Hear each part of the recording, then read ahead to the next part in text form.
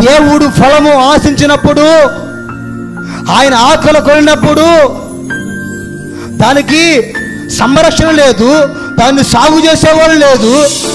త్రోవ పక్కన చెట్టుని దేవుడు సహించకుండా దాన్ని శపించేశాడు కదా.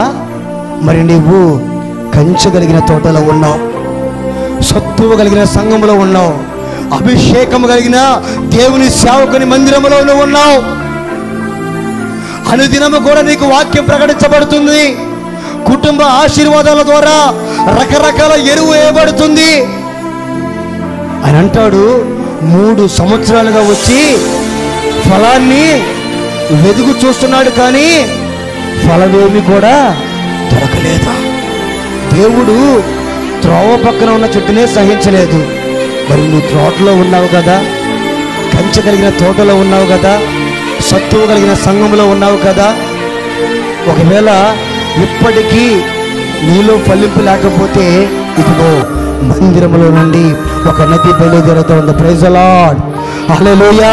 ఆ నది కిందకు నువ్వు రావగలిగితే దేవుడు నిన్ను ఫలింప చేయాలని చూస్తూ ఉన్నాడు, నీ బ్రతుకుని మార్చాలని చూస్తున్నాడు, నిన్ను చిగురింప చేయాలని చూస్తున్నాడు.